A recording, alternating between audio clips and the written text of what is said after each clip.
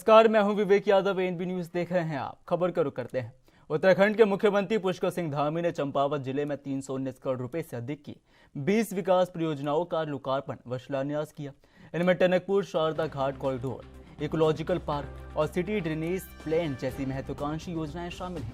मुख्यमंत्री ने कहा कि ये परियोजनाएं क्षेत्र के लिए मील का पत्थर साबित होंगी और रोजगार, पर्यटन और आजीविका के नए अवसर पैदा करेंगे। सीएम धामी ने विपक्ष पर तीखा हमला बोलते हुए कहा कि विपक्ष कभी भी किसी विकास कार्य की सराहना नहीं करता।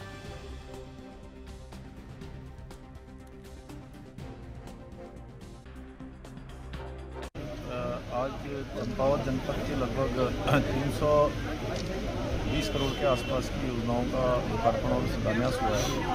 वहीं इस पूरे क्षेत्र के लिए मां शारदा के तट पर मां पूर्णागिरी के धाम, टनकपुर में शारदा जो रिवर फ्रंट बनाया जा रहा है, शारदा घाट का पुनर्विकास की योजना यहाँ पर प्रारंभ की गई है। ये योजना बहुत महत्वपूर्ण योजना है और इस योजना के बन जाने से इस संपूर्ण क्षेत्र का जो लगभग 200 किलोमीटर की परिधि के आसपास का क्षेत्र पूरी तरह से विकसित होगा। इस क्षेत्र में अनेक प्रकार की समृद्धियाँ आगे बढ़ेंगी, यहाँ का विकास आगे बढ़ेगा। नौजवान युवाओं को, महिलाओं को, स्थानीय व्यापारियों को रोजगार मिलेगा, स्थानीय आजीविका बढ़ेगी और पर्यटन बढ़ेगा।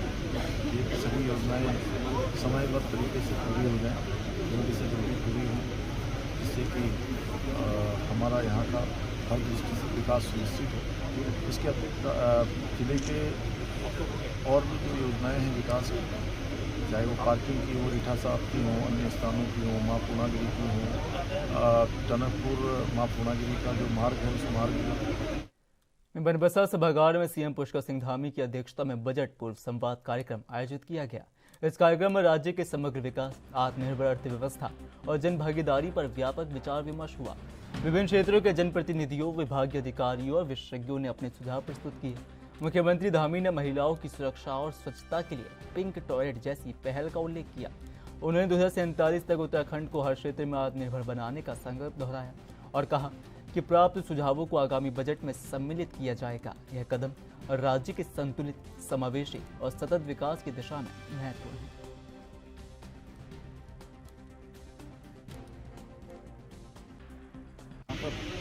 बजट पूर्व यहाँ पर संवाद रखा गया है, जिसमें हमारे जनप्रतिनिधि हैं, औद्योगिक संगठनों के लोग हैं, पर्यटन क्षेत्र में काम करने वाले हैं, होटल के क्षेत्र में काम करने वाले हैं, महिला स्वयं सहायता समूह हैं, अनेक प्रकार के जो विभिन्न संगठन समाज के अनेक आयामों पर काम करते हैं, उनके साथ आज बहुत विस्तृत चर्चा हुई है। बहुत महत्वपूर्ण सुझाव उनके द्वारा दिए गए हैं और विकसित भारत का संकल्प जो आदमी प्रधानमंत्री तेजी से आगे बढ़ रहा है, उसमें विकसित उत्तराखंड भी हो, आत्मनिर्भर उत्तराखंड भी हो और उत्तराखंड का भी इसमें योगदान हो। इस प्रकार बजट से पूर्व ये संवाद किया गया है। सभी के सुझावों को आगे आने वाले बजट में सम्मिलित किया जाएगा। बहुत अच्छे सुझाव सभी के द्वारा यहाँ पर दिए गए हैं। उनको राज्य हित में बजट के कार्यक्रमों में उनको हिस्सा बनाने का हमारा प्रयास रहेगा।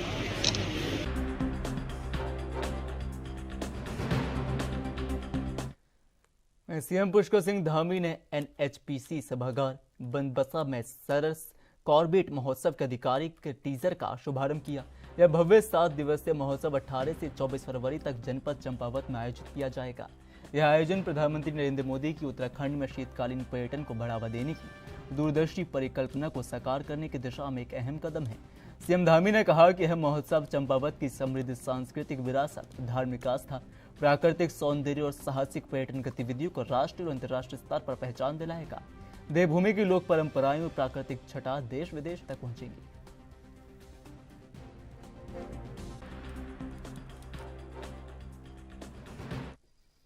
ऋषिकेश में वन भूमि प्रकरण को लेकर बापू ग्राम में धरना दे रहे क्षेत्रीय लोगों के बीच पूर्व मुख्यमंत्री हरीश रावत पहुंचे।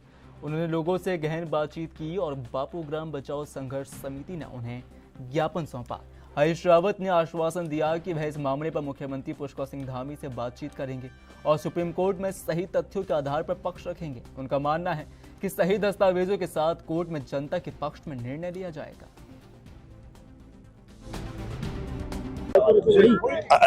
सरकार को चाहिए कि स्वयं पहल करे और सुप्रीम कोर्ट के सामने जाए, पूरे दस्तावेज लेकर के जाए, पूरी जानकारियों के साथ जाए। और मुझे पूरा भरोसा है यदि सुप्रीम कोर्ट के सामने ये सारे तथ्य रखे जाएंगे तो सुप्रीम कोर्ट जो है इसके अस्तित्व को ये तो स्वीकारेगा।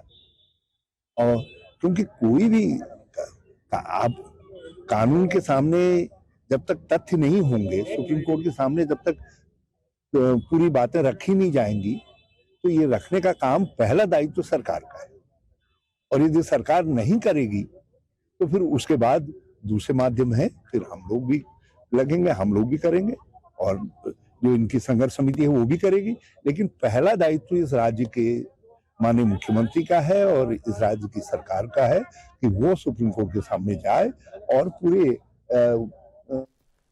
भाजपा प्रदेश अध्यक्ष महेंद्र भट्ट ने केंद्रीय बजट को विकसित भारत 2047 का आधार बताते हुए कहा कि इससे उत्तराखंड को अवस्थापना मद में 40,000 करोड़ रुपए मिलेंगे। देहरादून में प्रेस वार्ता के दौरान उन्होंने बताया कि बजट में राज्य के लिए 3 आयुर्वेदिक एम्स, 5 मेडिकल हब और साहसिक पर्यटन हेतु माउंटेन ट्रेल योजना का प्रावधान है। इसके साथ ही सेमीकंडक्टर 2.0 अभियान और IIM द्वारा 10,000 गाइडों के प्रशिक्षण से रोजगार बढ़ेगा, जबकि देहरादून, हरिद्वार और हल्द्वानी जैसे शहरों के विकास के लिए 5,000 करोड़ रुपए का विशेष फंड दिया गया है।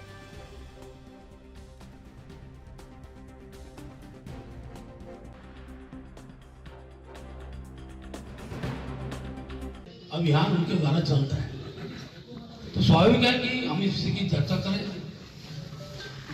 केंद्रीय बजट विकसित और आत्मनिर्भर भारत का दस्तावेज है। बजट 2047 तक भारत को एक मजबूत और विकसित भारत के रूप में स्थापित करने के लिए अनेकों योजनाएं, खासतौर पर पूंजीगत योजनाएं समाहित करते हुए उत्तराखंड में आगामी अप्रैल महीने में शुरू होने जा रही 4 धाम यात्रा की तैयारियां जोर शोर से चल रही हैं। पर्यटन विभाग और BKTC अपनी अपनी तैयारियों में जुटे हैं। वहीं नागरिक उड्डयन विकास प्राधिकरण ने हेली सेवाओं के लिए टेंडर प्रक्रिया शुरू कर दी है। 3 साल बाद यह टेंडर प्रक्रिया नए सिरे से हो रही है, जिसके कारण हेली सेवाओं के किराए में बढ़ोतरी की संभावना जताई जा रही है। 4 धाम यात्रा अक्षय तृतीया से शुरू होगी, जबकि बद्रीनाथ धाम के कपाट 23 अप्रैल को खुलेंगे। इस संबंध में हम लोगों का बिड डॉक्यूमेंट तैयार होने के बाद में टेंडर फ्लोट हो चुका है और टेंडर प्रोसीजर ऑनगोइंग है। और इस संबंध में जो DGCA के नवीनतम निर्देश हमें जारी हुए थे, उन्हीं निर्देशों के क्रम में जो भी उनके द्वारा टेक्निकल कंडीशंस हमें दी गई थी या शटल के नंबर को थोड़ा कम करने के लिए उन्होंने कहा था 30% रिडक्शन, तो उन सारी चीज़ों को कंप्लायंस करते हुए इस बार नए टेंडर्स फ्लोट किए गए। सर, कैसे दरें बढ़ जाएंगी? इस संबंध में जैसा कि आपको मालूम है, सेकेंड फेज में यात्रा के जो पोस्ट मानसून यात्रा का जो फेज था उसमें 30% रिडक्शन वाली स्थिति आ गई थी, तो उस के चलते हुए जो रेट्स थी कमोबेश उन्हीं रेट्स पे अभी भी जो हमारी दरें होंगी वो उन्हीं रेट्स पे जाएंगी। सर, अब बद्रीनाथ धाम के लिए हेली सेवाओं का संचालन इस बार फिर से पहली बार शुरू होने जा रहा है, इस बार शुरू किया गया था। इस बार माननीय मुख्यमंत्री जी के निर्देशों के क्रम में हम लोगों ने गौचर बद्रीनाथ की सेवा को आरंभ किया है।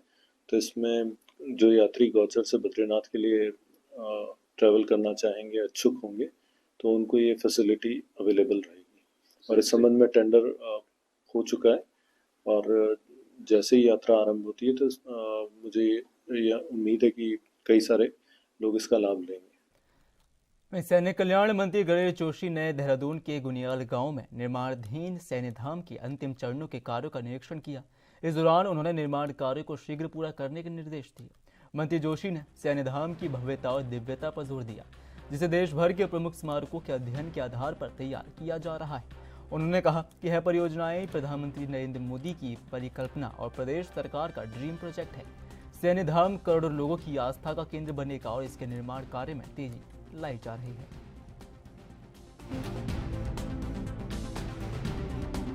जो सबसे बेस्ट है उसको यहाँ करने का प्रयास किया है और आज हमारे साथ केंद्रीय सैनिक बोर्ड के सेक्रेटरी जो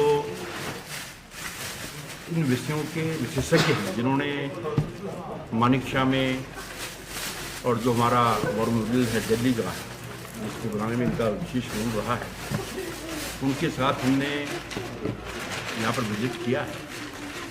कुछ एक चीज़ों की राय इन्होंने दी है, उनको शीघ्र पूरा कराकर बहुत जल्दी ही इसका लोकार्पण किया जाएगा। यहाँ की वीर माताओं को, यहाँ के वीर सपूतों को, यहाँ की जनता को समर्पित किया जाएगा।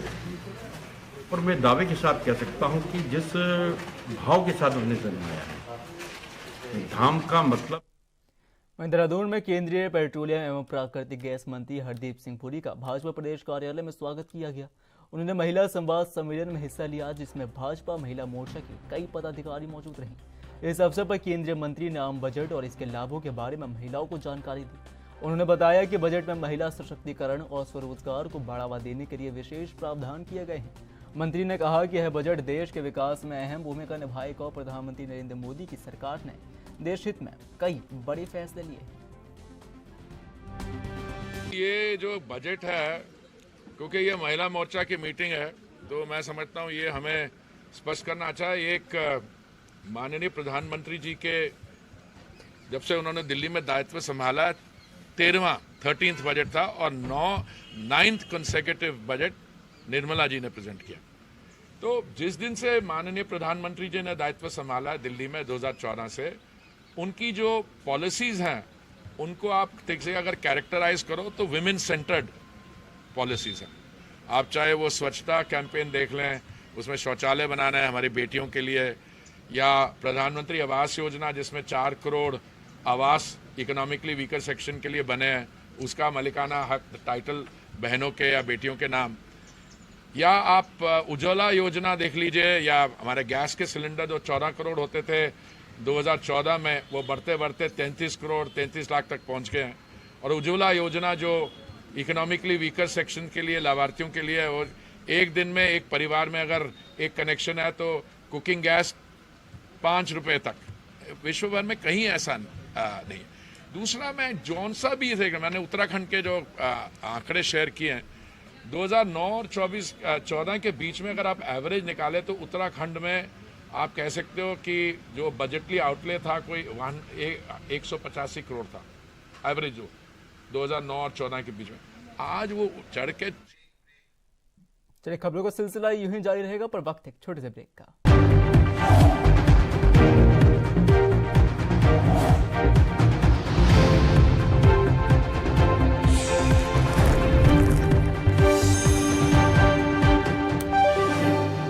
ब्रेक के बाद फिर आपका स्वागत है। खबरों में आगे बढ़ते हैं। देहरादून में एक मेडिकल लापरवाही के मामले में अब जांच और कार्रवाई के निर्णयात्मक चरण की ओर बढ़ी है। शिकायत मिलने के बाद प्रशासन और चिकित्सा स्तर पर विस्तृत जांच की गई है। सीएमओ डॉक्टर मनोज कुमार शर्मा ने जानकारी दी कि शिकायत पर एसडीएम की अध्यक्षता में जांच समिति गठित की गई थी। जांच रिपोर्ट में लापरवाही की पुष्टि होने पर मामला नेशनल मेडिकल कमीशन यानी कि एनएमसी को रेफर किया गया। एनएमसी ने संबंधित अस्पताल पर 10 लाख रुपए का जुर्माना लगाया और शिकायत में शामिल न्यूरो सर्जन का रजिस्ट्रेशन सस्पेंड कर दिया, जिससे वह 2 महीने तक प्रैक्टिस नहीं कर सकेंगे।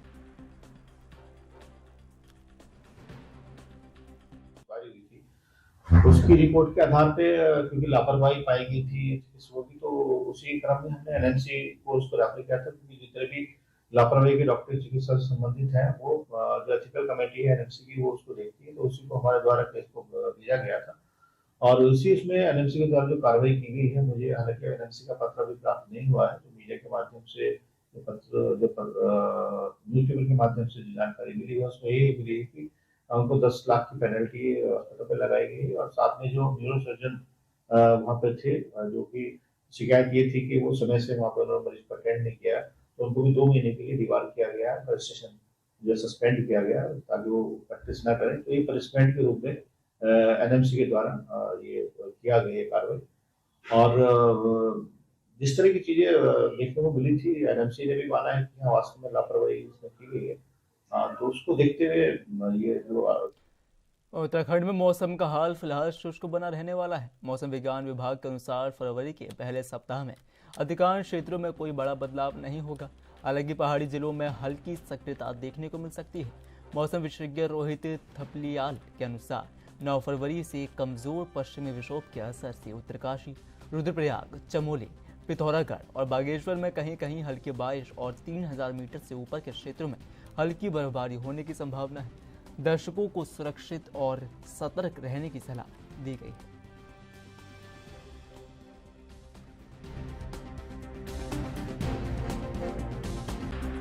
दो तीन दिनों में उत्तराखंड में जो है ज्यादातर स्थानों पे मौसम शुष्क रहने की संभावना है। उसके बाद 9 तारीख से एक फीबल वेस्टर्न डिस्टरबेंस की वजह से 9, 10, 11 में उत्तराखंड के जो अंदर वाले डिस्ट्रिक्ट्स हैं जैसे उत्तरकाशी, रुद्रप्रयाग, चमोली, पिथौरागढ़, बागेश्वर, वहां पर कहीं कहीं बहुत हल्की से हल्की वर्षा और बर्फबारी मिल सकती है 3000 मीटर ऊंचाई वाले क्षेत्रों में। जबकि जो अन्य जनपद हैं वहां पर मौसम इस दौरान भी शुष्क रहने की संभावना है। अभी बात करें मैदानी क्षेत्रों की, तो आज जो है मैदानी क्षेत्र हैं जैसे हमारे हरिद्वार जनपद है, उधम सिंह नगर जनपद है, यहाँ पर कहीं कहीं जो है सुबह और रात्रि के समय घना कोहरा छाए रहने की संभावना है। और जो है बाकी जो अन्य स्थान है। भाजपा प्रवक्ता कमलेश रमन ने कांग्रेस पर तीखा हमला किया है। उन्होंने कहा कि कांग्रेस पार्टी आपस में ही उलझी हुई है और एक दूसरे की टांग खिंचाई कर रही है। कमलेश रमन ने आरोप लगाया कि कांग्रेस के अंदर चल रही खींचतान ये साबित करती है कि पार्टी के पास जनहित के मुद्दे नहीं।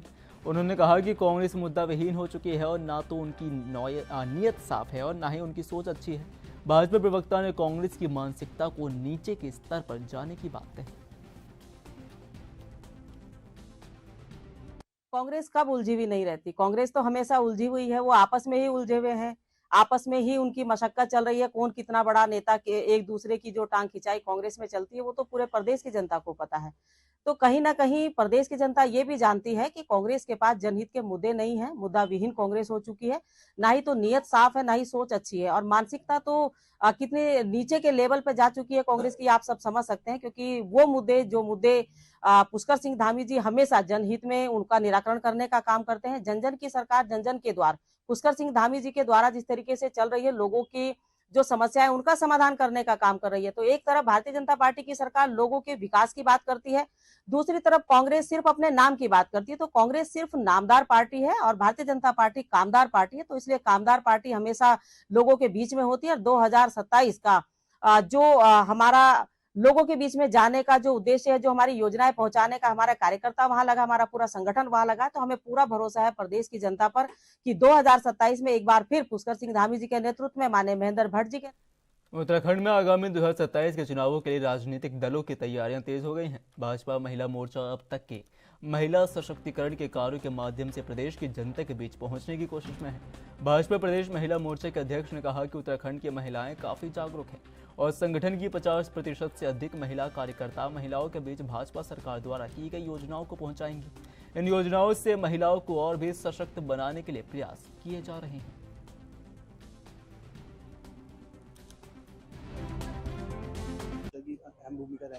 बिल्कुल, देखिए 50% महिलाएं, उत्तराखंड में महिलाएं हमारी बहुत जागरूक बहनें हैं और मुझे बहुत खुशी होती है कहते हुए कि हम बहनों ने हम जो सशक्तिकरण की बात करें वो खाली अब ये नहीं कह रहे कि सशक्तिकरण शुरू हो रहा है, क्योंकि सशक्तिकरण काफी हद तक अपना आधे से ज्यादा रास्ता तय कर चुका है।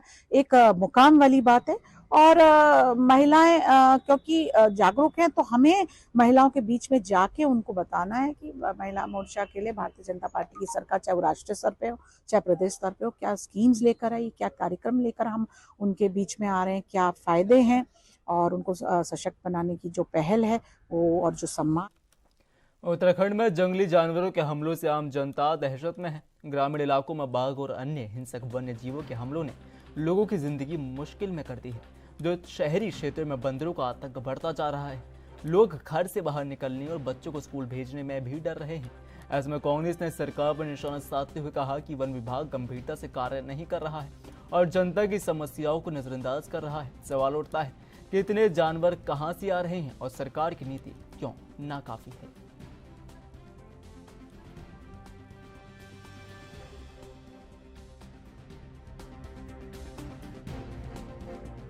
क्षेत्रों में बाघ के हमलों से, रीछ के हमलों से जनता परेशान है, जंगली सूअरों के आतंक से परेशान है और शहरी क्षेत्रों में जो है बंदरों के कारण जो है लोग घरों से बाहर नहीं निकल पा रहे हैं। लोग अपना सामान जो है घर के बाहर नहीं रख सकते हैं। दुकानदार परेशान हैं कि वो जरा सा इधर उधर जाएं और उनकी दुकान में जो है बंदर कब आक्रमण कर दें।